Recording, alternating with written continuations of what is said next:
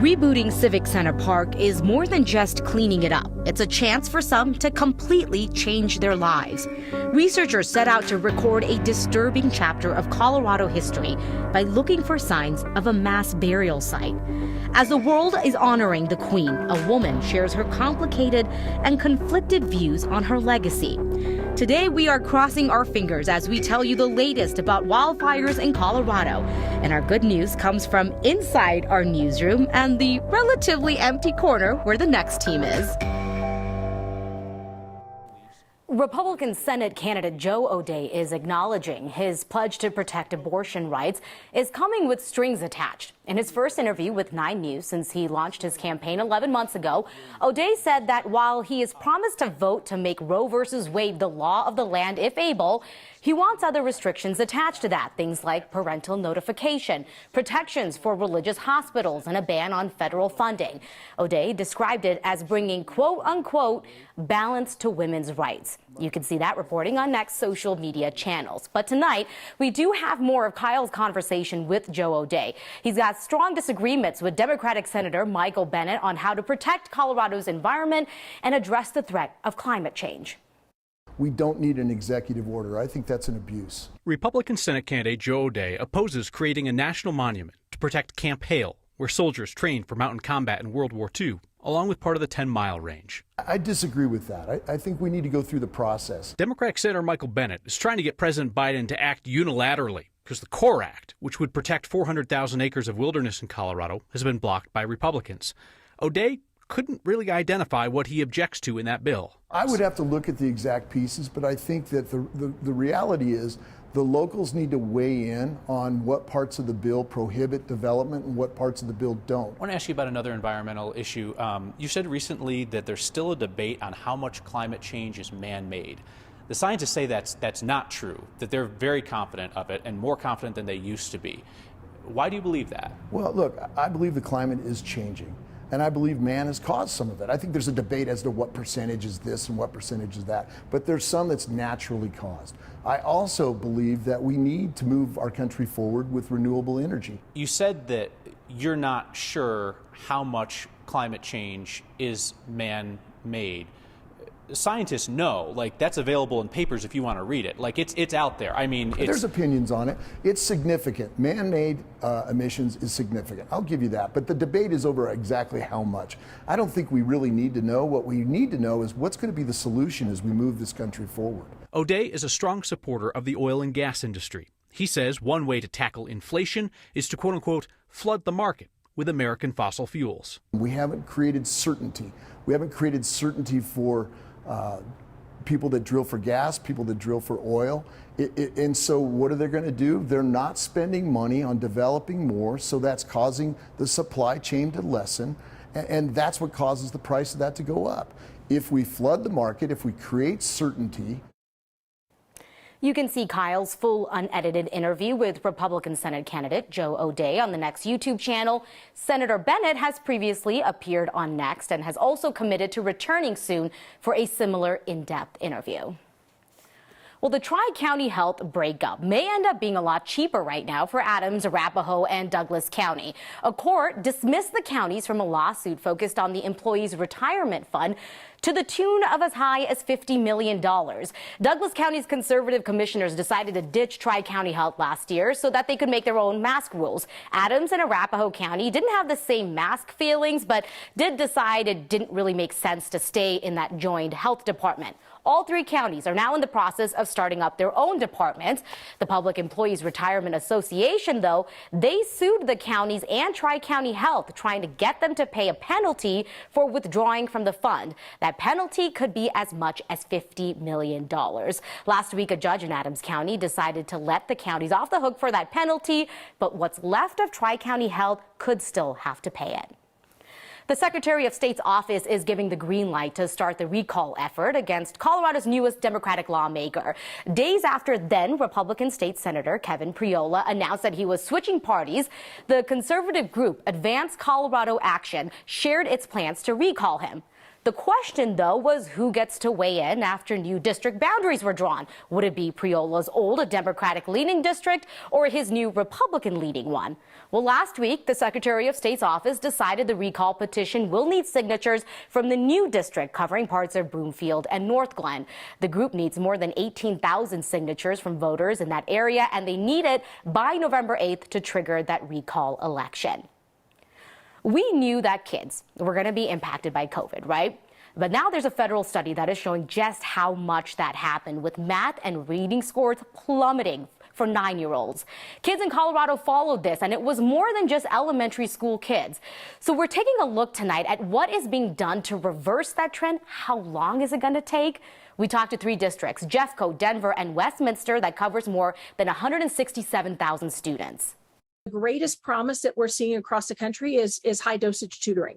And high dosage tutoring is when you take a small number of students, like 1 to 3 kids, are working intensely with one instructor, one teacher, one teacher's aide. If you are an 8th grade teacher, even though students may have not had the most consistent instruction in 7th grade, 6th grade, we don't want teachers teaching 6th grade standards. We're teaching 8th grade standards. We extended our school year last year by 12 days.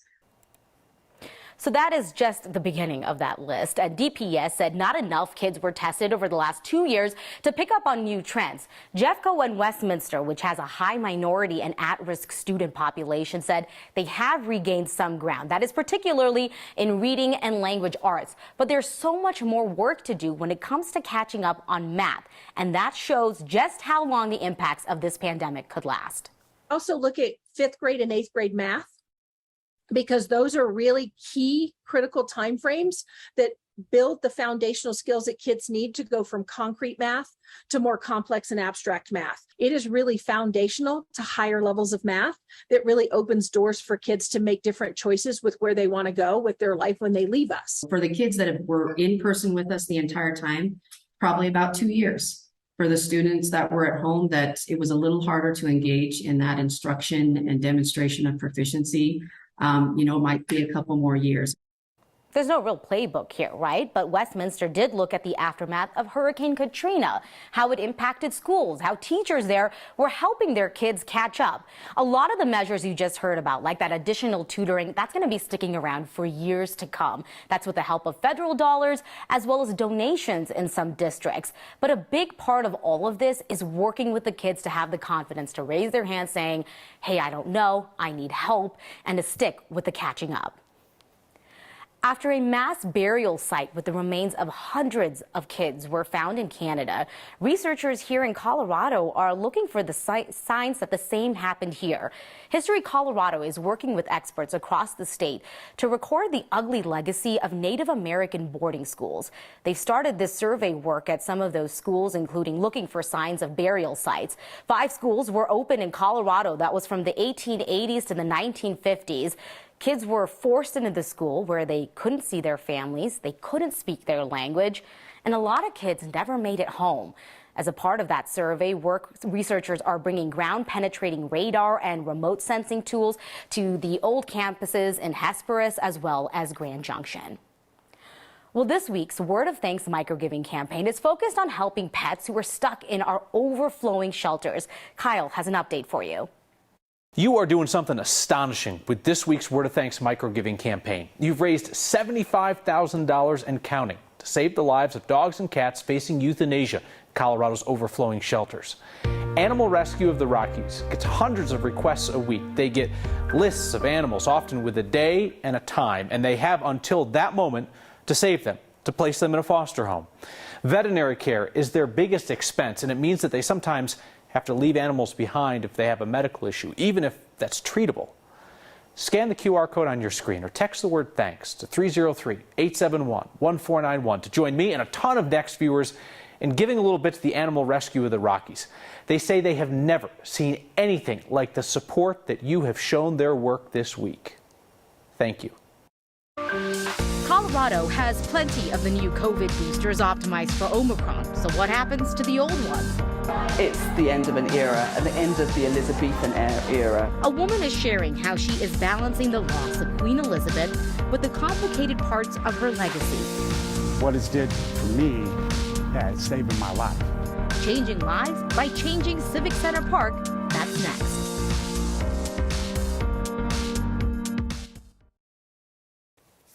Ooh, we are crossing our fingers when we say this, but this year, few Coloradans have been forced out of their homes because of wildfires. Today, firefighters lifted evacuations for a fire north of Fort Collins. This one started yesterday afternoon near County Roads 21 and 66. That's not far from Ted's place. Burned about 600 square miles. That's nearly 1 square mile. The fire did calm down overnight and has not grown much since. In Summit County, firefighters had a long hike to get to a fire burning between Dillon and Keystone. It's small, just an acre. Firefighters do think lightning started this one. It's remote enough, though, that it is not threatening any buildings, and a helicopter is making water drops to help get it under control. Well, a new booster came along, just took over the vaccine talk lately. But what about that OG COVID shot that we've been talking about for so long? Well, providers have to hang on to those older doses for people getting their first 2 shots. The state health department says they're telling providers to adjust how many vaccines they order because of that Omicron-specific booster.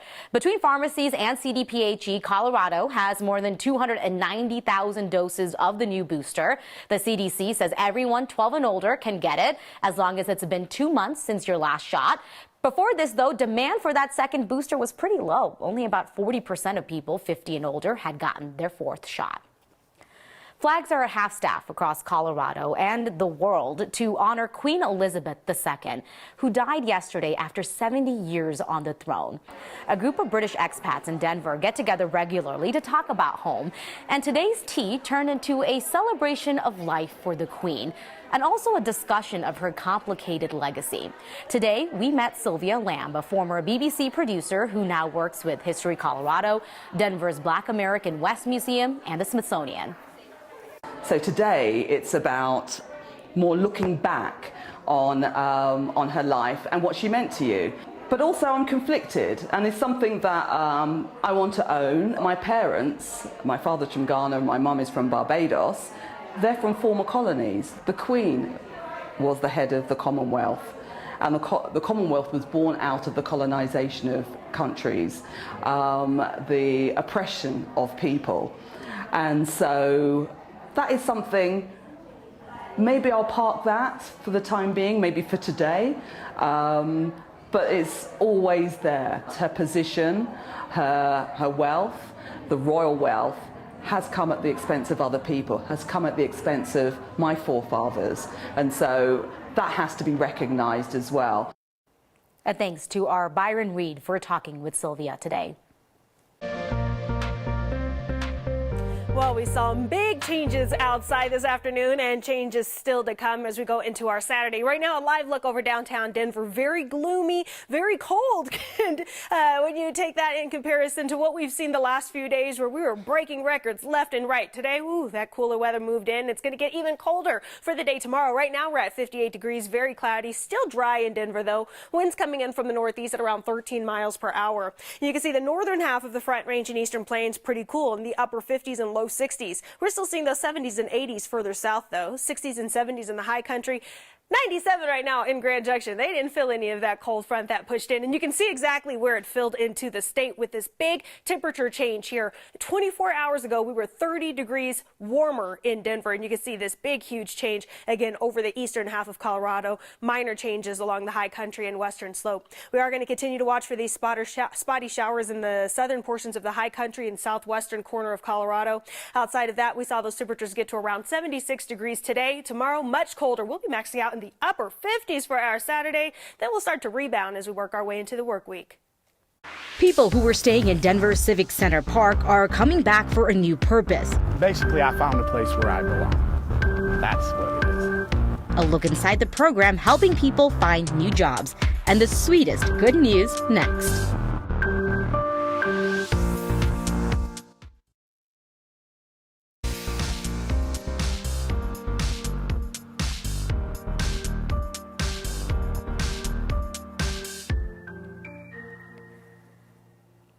Civic Center Park has needed some help to get back on its feet. The city shut it down last year, citing violence and drug use. Work needed to be done to restore the grounds. And some of the people you will be seeing doing that work are also working to find a home. Here's Katie Eastman. Some barriers are easier to see than others. The barriers, as far as I understand, the city is going to leave them up. There's the obvious fencing outside Civic Center Park, meant to keep the unhoused from camping here as the grass is restored. Man, he's tough. Then there are the barriers Brandon Watson faces as a 49-year-old man who hasn't had a home in decades. I don't have nowhere to go. A lot of times I sleep with one eye open. It's rough out here, but I'm getting tired of it. Last year, the city cleared out the people who created an encampment in this park. What we know is Civic Center has historically been underutilized, and people don't use this space for a variety of reasons. Now, Eric Lazari, the executive director of the nonprofit Civic Center Conservancy, is helping bring unhoused people back in a different way. We know that if a park or any public space is dirty or looks like it's not taken care of and things like that, that is a barrier to use because people perceive it as unsafe or unwelcome, not well taken care of. Through the new Civic Center Works program, Brandon's weeding and gardening takes down one barrier for others. Please and thank you. While the job itself helps him break through his own. What it's did for me, it's saving my life. All I needed was a chance. That's it. The program is 4 days a week, $100 cash a day. And while the nature of it is seasonal, the goal is to transition people into permanent jobs. I'm a go-getter. I have go-getting inside of me. So. Brandon hopes it leads him beyond the barrier of homelessness. Basically, I found a place where I belong. That's what it is. In the shade. For Next, I'm Katie Eastman. The Civic Center Conservancy is paying for this program through grants, and then they partner with Bayard Enterprises, who then helps connect the workers with wraparound services. That includes housing navigators and transportation. Since April, they've had 4 people from the Civic Center Works program find permanent employment. Brandon is hoping to find a job with the city's Parks and Rec department. They've hired about a dozen people from another similar program called Denver Day Works. Well, today's good news is coming from some very sleep-deprived members of the Next team. We've got that and your feedback next.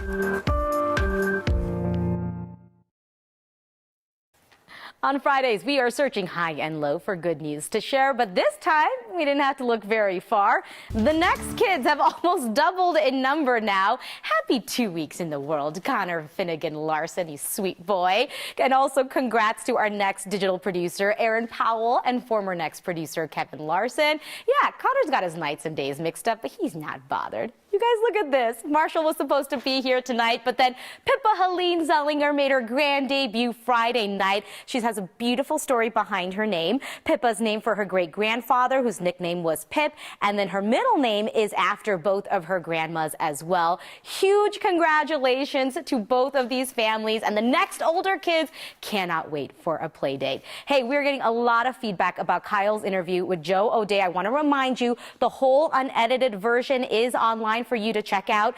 Thank you so much for spending some time and have a great weekend.